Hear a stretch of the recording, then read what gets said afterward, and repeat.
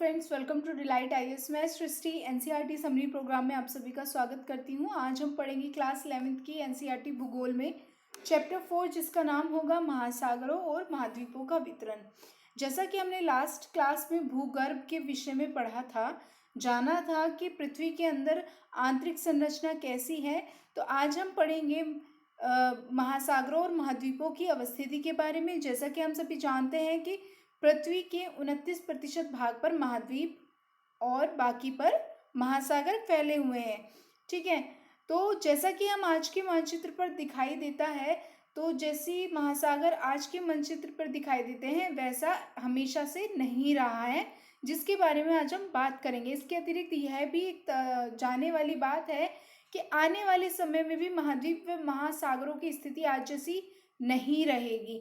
ठीक है, अगर ऐसा है तो उसकी जो ये प्रश्न है वो पुरा काल से इनकी अवस्थिति कैसी थी, उससे मतलब कह सकते हैं कि उससे ये प्रश्न खत्म होता है कि अगर आप सोचें कि अवस्थिति हमेशा रहेगी जैसी आज है, तो ऐसा नहीं है, क्योंकि पहले भी जैसी थी वैसी आज नहीं है। ठीक है, ये परिवर्तनशील है, ये टाइम पे टाइम अपने साथ के साथ बदल रही है, टाइम के साथ साथ ही बदल रही है। ठीक है, तो चलिए हम बात करते हैं महाद्वीपीय प्रवाह के बारे में कि महाद्वीपों का प्रवाह कैसे हो रहा है, कैसे अपनी स्थितियां बदल रही हैं। ठीक है, तो अटलांटिक महासागर तट रेखा की आकृति को यदि आप ध्यान से देखें, यहाँ देखिएगा एक बार, अटलांटिक महासागर की तट रेखा को देखें तो एक तरफ ना तट रेखा में आश्चर्यजनक सममिति अर्थात सिमिलैरिटी देखने को मिलेगी, और इसी समानता के कारण वैज्ञानिकों ने दक्षिण व उत्तर अमेरिका और यूरोप व अफ्रीका को एक साथ जुड़े होने की संभावना को व्यक्त किया है। एक बार आप मैप में देखिएगा, यहाँ पे आपको देखने को मिलेगा कि जैसे यहाँ पे अफ्रीका का ये वाला जो एरिया है जहाँ पे मैंने ये ड्रॉ किया है, ये वो यहाँ से जुड़ा हुआ लगता है, तो लगता है कि ये दोनों एक दूसरे से जुड़े थे। वहीं ये जो कोना है, ये इन दोनों के बीच में यहाँ पे गैप आ गया है। ठीक है, गैप आ गया है यहाँ पे, लेकिन कभी ना कभी एक दूसरे से यहाँ पे जुड़े हुए थे, और भारत जो था वो कहीं ना कहीं यहाँ पे कुछ हिस्सा था जहाँ पे ये देखने को मिलता है। ठीक है, तो इस प्रकार से यहाँ पे आपको देखने को मिल रहा होगा, लगता है कि यहाँ पे था, ये चीज़ यहाँ से जुड़ी हुई थी। तो ऐसी ही कुछ तटरेखाएं हैं, इनकी जो संरचना है वो ऐसी लगती है कि एक कोने से दूसरे कोने पर जुड़ी हुई थी। ठीक है, दूसरे महाद्वीप के कोने पे जुड़ी हुई थी। आगे हम बात करें और भी डिटेल में बात जाने तो इस एक सिद्धांत था महाद्वीपीय विस्थापन सिद्धांत, जो सन 1912 में प्रस्तावित किया गया था। इस सिद्धांत महाद्वीप एवं महासागरों के वितरण से ही संबंधित था। ठीक है, तो इस सिद्धांत के आधारभूत संकल्पना थी कि यह महाद्वीप एक अकेले भूखंड में जुड़े हुए थे। ठीक है, कुछ इस प्रकार से, है ना। क्योंकि हम पढ़ रहे हैं भौतिक भूगोल, तो हमें मैप को देखना हर एक पॉइंट पे बहुत ज़्यादा आवश्यक है। ठीक है, बहुत ज़्यादा ज़रूरी है, और आपको थ्योरिकली मेरी बातों पर ध्यान देना है, लेकिन वहीं आपको मैप में जो मैं दिखा रही हूँ उस पर ध्यान देना ज़रूरी है। तो इस सिद्धांत महाद्वीपीय विस्थापन सिद्धांत के आधारभूत जो सिद्धांत है, इसके अनुसार ये कहा गया कि जो आज के महाद्वीप हैं इनका भूखंड एक साथ मिला हुआ था। ठीक है, यह महाद्वीप एक भूखंड का भाग थे, और यह एक बड़े महासागर से घिरा हुआ था, जैसे कि आप इस मैप में देख रहे होंगे। ठीक है, तो इस प्रकार से पहले था। उन्होंने इस बड़े महाद्वीप को क्या नाम दिया? पैंजिया। ठीक है, एक बार मैं ड्रॉ कर देती हूँ, पैंजिया। ठीक है, क्या नाम दिया इसको? पूरे को पैंजिया। और जो बाकी का जो पानी वाला एरिया था, उसका पैंजिया का एक अर्थ है, पैंजिया को के नाम का हम अर्थ समझ लेते हैं संपूर्ण पृथ्वी। तो कहीं ना कहीं संपूर्ण पृथ्वी जहाँ पर हम लोग निवास करते हैं, मानव जाति रहती है, हर प्रकार के जो जीवित प्राणी रहते हैं वो पृथ्वी है। तो यहाँ पे हम सब एक साथ ही जुड़ा हुआ था, इसे पैंजिया नाम दिया गया। ठीक है, सिंपल सी बात है। आगे बात करें, जो विशाल महासागर बचता है, ठीक है, साइड साइड में ये जो विशाल महासागर आपको देखने को मिलता है, इससे बोला गया पैंथालासा। ठीक है, तो यहाँ कंफ्यूज होने की बिल्कुल भी जरूरत नहीं है। पैंथालासा आपको ये बड़ा महासागर बचा हुआ, और इकट्ठा जितने भी महाद्वीप है उन सबको एक जोड़ दीजिए, वो पैंजिया। ठीक है, तो यह था किसके अनुसार? महाद्वीपीय विस्थापन, महाद्वीपीय विस्थापन सिद्धांत के अनुसार। ठीक है, चलिए आगे और समझे। तो विशाल महासागर को पैंथालासा कहा गया है, जिसका अर्थ है जल ही जल। ठीक है, तो इस प्रकार से कुछ थ्योरी दी गई। उसके बाद वैगनर नाम के एक वैज्ञानिक के तर्क के अनुसार लगभग 20 करोड़ वर्ष पहले से बड़े महाद्वीप पेंजिया का विभाजन हुआ आरंभ हो गया। पेंजिया पहले बड़े महाद्वीप पिंडों का लोरेशिया और गोंडवाना लैंड था। ठीक है, उसके बाद उत्तरी व दक्षिण भूखंडों के रूप में विभक्त होता चला गया। तो इस प्रकार की कुछ थ्योरिकल चीजें दी गई कुछ कुछ वैज्ञानिकों के अनुसार, लेकिन ये भी किस तरीके से दी गई, बिना किसी प्रमाण के तो दी नहीं गई। तो इसके पीछे भी कुछ प्रमाण हैं जो है महाद्वीपीय विस्थापन के पक्ष में प्रमाण हम देखते हैं। तो पहला प्रमाण होता है महाद्वीपों में साम्यता। ठीक है, अर्थात सिमिलैरिटी।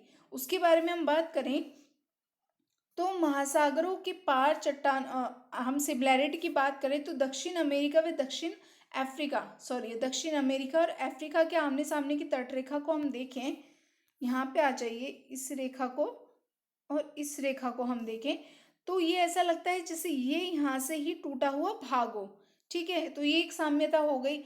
उसके बाद हम दूसरी साम्यता देखें, दूसरा एक प्रमाण देखें तो महासागरों के पार चट्टानों की आयु में समानता। ठीक है, जो यहाँ के चट्टानों की आयु की समानता है वहीं यहाँ के चट्टानों की आयु की समानता देखने को मिलती है।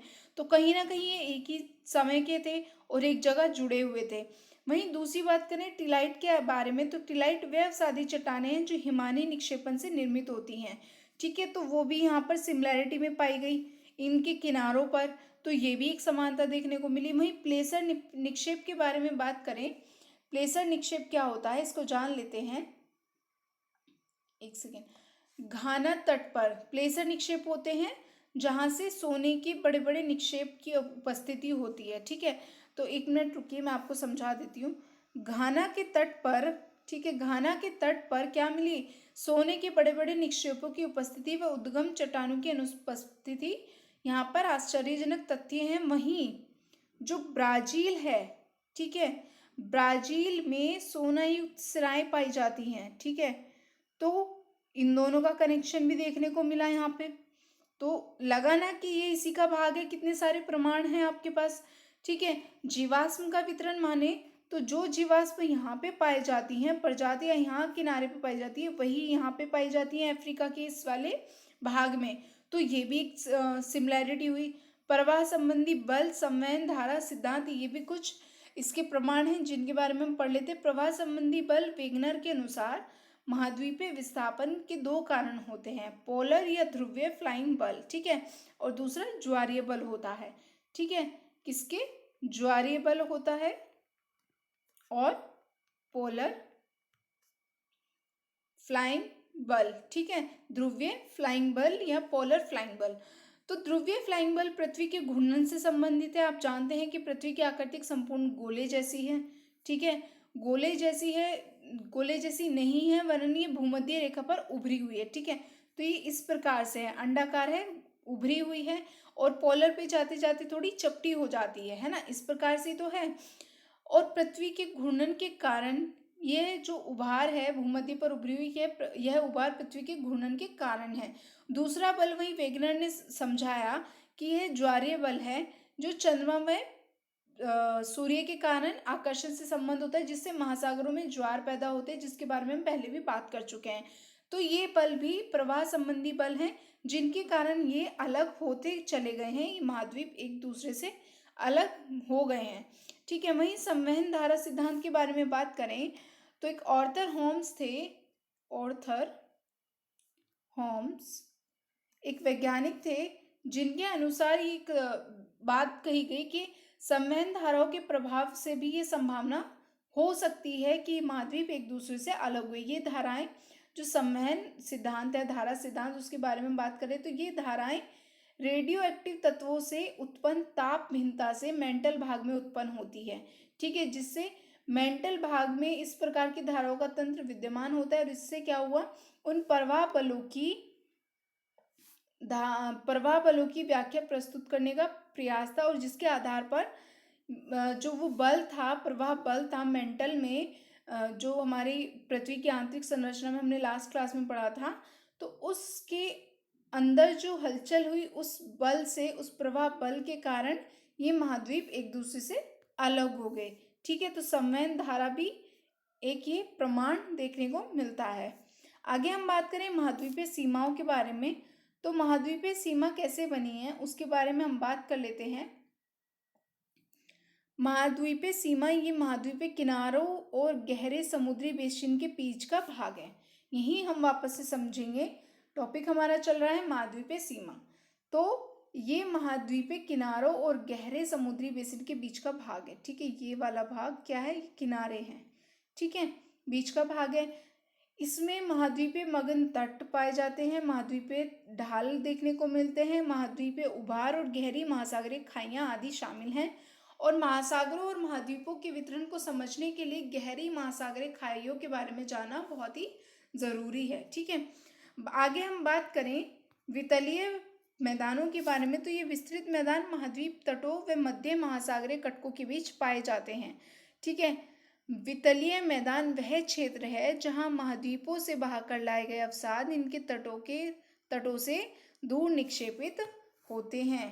ठीक है, आगे बात करें मध्य महासागरीय कटक के बारे में। इसमें मैंने आपको कटक के बारे में इसलिए नहीं बताया क्योंकि हम आगे पढ़ने ही वाले हैं। ठीक है, तो मध्य महासागरीय कटक आपस में जुड़े हुए पर्वतों की श्रृंखला बनाते हैं। ठीक है, ये कटक कहाँ होते हैं, महासागरीय जल के नीचे जो पर्वतों की श्रृंखला है उसे मध्य महासागरीय कटक कहते हैं।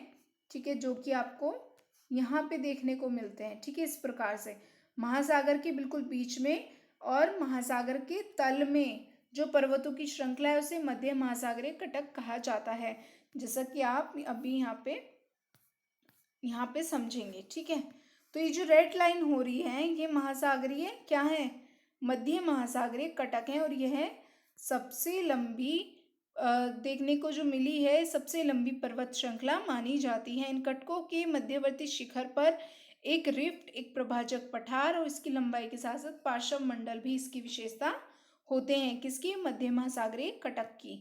ठीक है, तो चलिए वहीं हम बात करें भूकंप एवं ज्वालामुखियों के वितरण के बारे में कि पृथ्वी पर ये वितरण किस प्रकार है।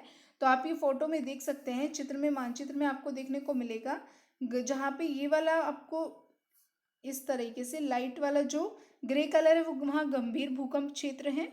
वहीं छिछले भूकंप केंद्र होंगे जहाँ हल्की आपको ये डॉट डॉट दिखाई दे रही है। वहीं ज्वालामुखी उद्गार, छोटी ब्लैक डॉट जो आपको देखने को मिलेगी, ये छोटी ज्वालामुखी उद्गार, और ये जो बड़ी डॉट है वो तप्त स्थल है जहाँ पर बड़े बड़े ज्वालामुखी उद्गार देखने को मिलते हैं।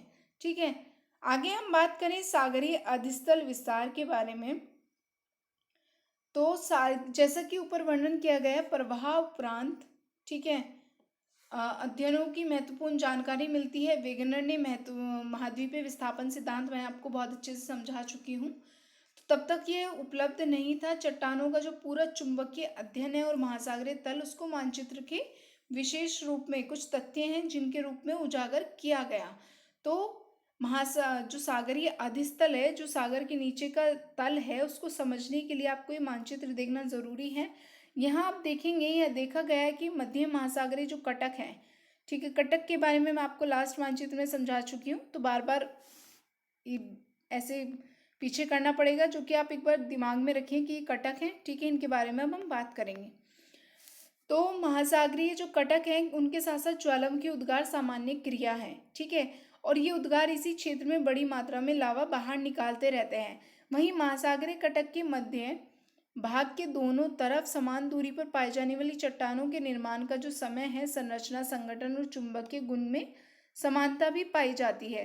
तो इस तरीके से सागरीय अधिस्थल का विस्तार आपको देखने को मिलता है। महासागरीय परपटी की चट्टानें महाद्वीपीय परपटी, ठीक है, महासागरीय परपटी की चट्टानें महाद्वीपीय परपटी की चट्टानों की अपेक्षा अधिक नई हैं। समझ रहे हैं? ठीक है, महासागरीय जो परपटी हैं उनकी चट्टानें 20 करोड़ वर्ष से अधिक पुरानी नहीं हैं। लेकिन गहरी खाइयों के बारे में बात करें तो गहरी खाइयों में भूकंप के उद्गम अधिक गहराई पर हैं, जबकि मध्य महासागरीय कटकों के क्षेत्र में भूकंप उद्गम कम है। तो ये जो आपको चित्र देखने को मिल रहा है, यहाँ पे आप इजीली समझ सकते हैं कि स्थल मंडल और महासागरीय पटल हैं कहीं दुर्बलता मंडल आपको दिखाई देगा, तप्त स्थल दिखाई देंगे जहाँ पे, एक सेकेंड, जहाँ पे आपको ज्वालामुखी उद्गार देखने को मिलेंगे। महासागरीय पटल है, ठीक है, ये महाद्वीपीय पटल है। तो अपसारी सीमा प्लेट, ये रूपांतर, हम इसके बारे में अभिसारी प्लेट सीमा, इसके बारे में अभी जस्ट बात करेंगे। तो आपको ये इजीली समझ में आ जाएगा सागरीय अधिस्थल का विस्तार किस प्रकार से है, ठीक है। ये कुछ लाख वर्ष पहले जो हमारी पृथ्वी की संरचना थी उसके नए नए मानचित्र हैं कि पहले कैसी थी, बाद में कैसी, कितने वर्ष बाद कैसी हुई, और वर्तमान में ऐसी हमारे पास पृथ्वी है, ठीक है। प्लेट विवर्तनी के बारे में बात करें तो ये जो हमारे पृथ्वी है उस पर प्लेट विवर्तनी की प्लेटों का जो बिखराव है, जो वितरण है, वो कुछ इस प्रकार से है, जहाँ पे प्लेट्स देखने को मिलती हैं, जैसे कि नजका प्लेट है, ठीक है, और उत्तर अमेरिकी प्लेट आपको देखने को मिलेगी, फ्यूजिया देखने को मिलेगी, अफ्रीकी प्लेट देखने को मिलेगी, अरेबियन प्लेट है, यूरेशियाई प्लेट है, ठीक है। तो इस प्रकार से ये प्लेट्स हैं, जो प्लेट अर्थात प्लेट कहते हैं जो आपको भू भाग है, ठीक है, महाद्वीप है, ठीक है, तो वो एक प्लेट के रूप में है, ठीक है, एक परत है जो प्लेट के रूप में उसको बोला जाता है। जो जिस धरती पर हम ऊपर रह रहे हैं उसका ही नीचे का जो भाग है वहाँ पे प्लेट्स इसको बोला गया है, अर्थात इसको प्लेट्स में बांटा गया है, भूगर्भ को, भूभाग को, ठीक है। आगे हम देखें, हम समझें इन प्रमुख प्लेट जो हैं, कुछ प्रमुख प्लेट हैं जो इस प्रकार है। अंटार्कटिक प्लेट हो गई, उत्तर अमेरिकी प्लेट हो गई जहाँ जो पश्चिमी अटलांटिक तल सम्मिलित करती है, और दक्षिण अमेरिकन प्लेट, ठीक है।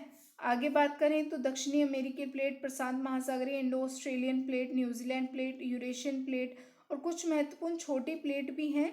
तो अगर आपको यूपीएससी दे दे, ठीक है, कि ये अगर आपको दे दे कि कोकोस बहुत विश्व की सबसे बड़ी प्लेट है या बड़ी प्लेटों में आती है, प्रमुख प्लेटों में आती है, तो ऐसा नहीं है, छोटी प्लेट में आती है, ठीक है। कोकोस प्लेट, यह प्लेट मध्यवर्ती अमेरिका और प्रशांत महासागरीय प्लेट के बीच स्थित है। वहीं नजका प्लेट भी छोटी प्लेट में आती है। Arabian plate, Philippine, Caroline plate और फ्यूजी प्लेट जो ऑस्ट्रेलिया के उत्तर पूर्व में स्थित है, ठीक है। तो इस प्रकार से प्लेट्स हैं, तो आपको ये मैप के साथ याद कर लेनी चाहिए, जो कि महत्वपूर्ण है। आगे बात करें अपसारी सीमा के बारे में, तो जब दो प्लेट एक दूसरे से विपरीत दिशा में अलग हटती हैं, ठीक है, क्या होती है, विपरीत दिशा में अलग हटती हैं और नई परपटी का निर्माण होता है, तो उन्हें अपसारी प्लेट कहा जाता है। वह स्थान जहाँ से प्लेट एक दूसरे से दूर हटती हैं, ठीक है। तो यदि ये प्लेट हैं और यह वह स्थान है, ये हटती जा रही है, किधर को गति कर रही है, किधर को गतिमान है, और ये जो जगह है दूर हटती जाती है, तो इसको क्या बोला जाता है, प्रसारी स्थान इसको कहा जाता है। अपसारी सीमा का सबसे अच्छा उदाहरण हम देखें, अपसारी सीमा का सबसे अच्छा उदाहरण देखें तो मध्य अटलांटिक कटक इसका सबसे अच्छा उदाहरण देखने को मिलता है। अभिसरण सीमा कैसे निर्धारित होती है उसके बारे में हम बात करें तो जब एक प्लेट दूसरे प्लेट के नीचे धंसती है, यदि ये प्लेट है, भू भाग की प्लेट है, भू प्लेट है, और इसके नीचे दूसरी प्लेट धंस रही है, ठीक है, तो यहाँ पे टकराव हो रहा है, और टकराव होने से भू प्रॉपर्टी यहाँ पे नष्ट हो रही है, तो यह अभिसरण सीमा है। वह स्थान जहाँ प्लेट धंसती है, ठीक है, इसके ऊपर आ रही है, यह स्थान जहाँ धंसती है इसको क्या बोला जाता है, प्रविष्टन क्षेत्र इसको कहा जाता है। अभिसरण तीन प्रकार का हो सकता है, महासागरीय एवं महाद्वीपीय प्लेट के बीच में हो सकता है, ठीक है, अर्थात ये महासागर की प्लेट है, यहाँ पे जल है, लेकिन ये कौन सी है, महाद्वीप की है, यहाँ पे भूभाग है, तो इन प्लेटों में भी टकराव हो सकता है। दो महासागरीय प्लेटों में भी टकराव हो सकता है, ये धंस सकती हैं, ठीक है। वहीं दो महाद्वीपों प्लेटों में भी हो सकता है, ठीक है। चलिए, इजीली समझ में आएगा। रूपांतर सीमा के बारे में बात करें तो जो चेंज हो चुकी है, जिसका रूप बदल चुका है, वो रूपांतर सीमा है। जैसे कि पृथ्वी, जो हमारा भारत है वो कैसा था, वर्तमान भारत ऐसा है, लेकिन वो पहले ऐसा ऐसा ऐसा और आरंभिक भारत कुछ ऐसा दिखाई देता था, तो ये रूपांतर सीमा है। इसके बारे में एक थ्योरिकल बात कर लेते हैं, जहाँ न तो कोई परपटी का निर्माण होता है और न ही परपटी का विनाश होता है, उन्हें हम रूपांतर सीमा कहते हैं, ठीक है। जहाँ ना तो परपटी का नष्ट होती है, नष्ट नहीं होती, और ना ही परपटी का निर्माण होता है?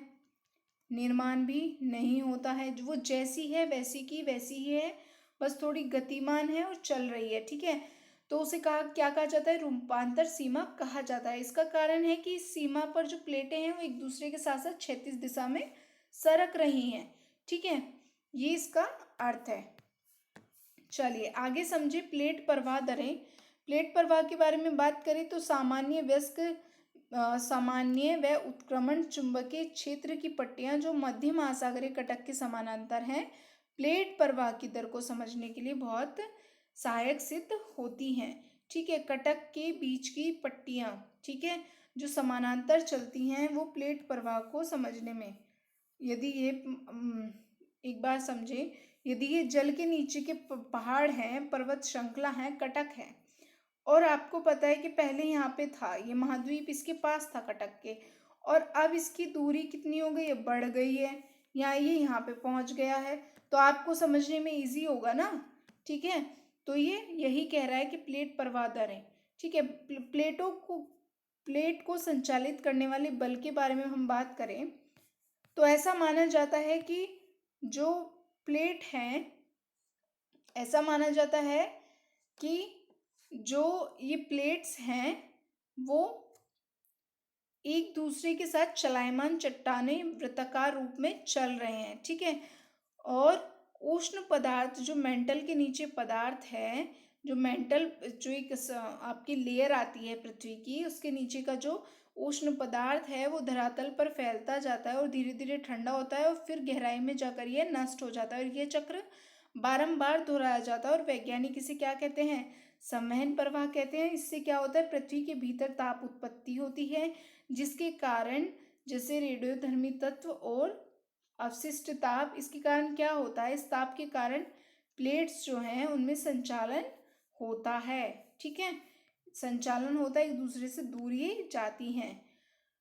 आगे हम बात करें, दृढ़ प्लेटों के नीचे दुर्बल व उष्ण मेंटल जो है वो प्लेट को प्रवाहित करने में सहायता करता है। यह बल इसके लिए सहायक है, ठीक है, सहायक बनता है। भारतीय प्लेट के संचलन के बारे में बात करें तो भारतीय प्लेट में प्रायद्वीपीय भारत और ऑस्ट्रेलिया महाद्वीप के भाग सम्मिलित हैं।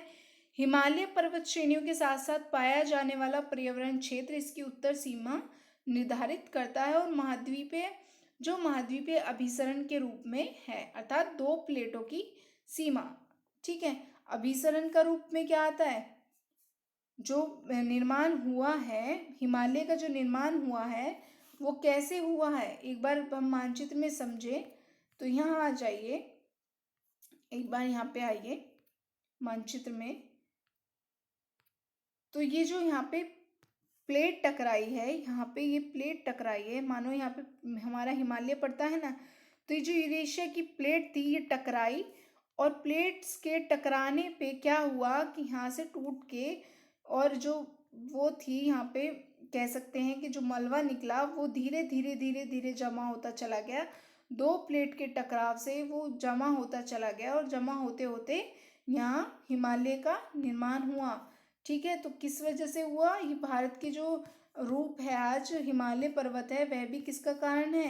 हिमालय जो है वो प्लेट विवर्तनिकी के कारण है, अभिसरण की क्रिया के कारण था। दो महाद्वीप प्लेटों की सीमा आपस में टकराई, एक दूसरे के करीब आई, एक दूसरे को धंसाया, मतलब एक दूसरे के ऊपर बल लगाया, तो उसके बाद क्या हुआ? हिमालय का निर्माण हुआ। तो आज जो संरचना है भारत की वो भी इसी प्रकार से है।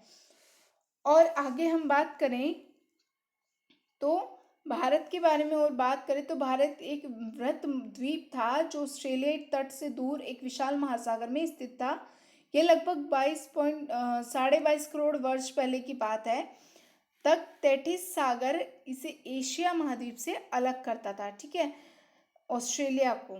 ऐसा माना जाता है कि लगभग 20 करोड़ वर्ष पहले जब पैंजिया विभक्त हुआ, अर्थात महाद्वीपों का जो गुच्छा था वो टूटा, तो तब भारत ने उत्तर दिशा की ओर खिसकना आरंभ कर दिया, ठीक है। कहाँ खिसकना आरंभ कर दिया? उत्तर दिशा की ओर खिसकना आरंभ कर दिया। यहाँ पे आप समझेंगे इस वाले मैप में, यहाँ से यहाँ पे था और इसने उत्तर की ओर खिसकना आरंभ कर दिया। और खिसकते खिसकते लगभग 5 करोड़ वर्ष पहले भारत एशिया से यहाँ पे आके, जब ये यहाँ का टुकड़ा था और यहाँ के आके एशिया से टकराया, तो टकराने के बाद हिमालय पर्वतों का उत्थान हुआ, जो कि मैं आपको अभी समझा चुकी भी हूँ बहुत अच्छे तरीके से कि कैसे हिमालय पर्वत का निर्माण हुआ। ठीक है, तो क्या हुआ कि भारतीय उपमहाद्वीप और यूरेशियन प्लेट की स्थिति एक दूसरे से टकराई और लगभग 14 करोड़ वर्ष पहले उपमहाद्वीप दक्षिण में 50 डिग्री दक्षिण अक्षांश पर स्थित थे और इन दो प्रमुख प्लेटों को तैतीस सागर अलग करता था और तिब्बती खंड एशियाई स्थल खंड के ये करीब था। भारतीय प्लेट के यूरेशियन प्लेट की तरफ प्रवाह के दौरान एक प्रमुख घटना घटी, वह थी लावा प्रवाह से दक्कन ट्रैप का निर्माण होना। ठीक है, दक्कन ट्रैप का निर्माण होना इस ऐसा लगभग 6 करोड़ वर्ष पहले आरंभ हुआ और एक लंबे समय तक यह जारी रहा। याद रहे कि जो उपमहाद्वीप है तब कि यह उपमहाद्वीप जो है तब भी भूमध्य रेखा के निकट था लगभग 4 करोड़ वर्ष पहले, और इसके पश्चात हिमालय की उत्पत्ति आरंभ हुई। ठीक है, और वैज्ञानिकों का यह मानना है कि यह प्रक्रिया अभी भी जारी है और हिमालय की ऊंचाई अभी भी बढ़ रही है, क्योंकि ये जो एशिया की जो वो प्लेट्स हैं और इंडिया की जो प्लेट है वो एक दूसरे में आज भी टकरा रही हैं और हिमालय का निर्माण कर रही है, मलबा निकल रहा है, हिमालय ऊंचा बढ़ता जा रहा है। ठीक है, तो चलिए, ये थी हमारी आज की क्लास। आई होप कि आपको बहुत अच्छे से मैं समझा पाई हूँ। तो थैंक यू फॉर वॉचिंग। मिलते हैं नेक्स्ट क्लास में। आप ज्वाइन करें टेलीग्राम चैनल, जहाँ पे आप इस वीडियो की PDF या कोई भी हमारे चैनल पे जो वीडियो पब्लिश होती है उसकी नोटिफिकेशन आपको सीधे टेलीग्राम ग्रुप में मिल जाएगी और वहाँ पे डेली क्विज भी आपको देखने को मिलेगी। ठीक है, चलिए, थैंक यू।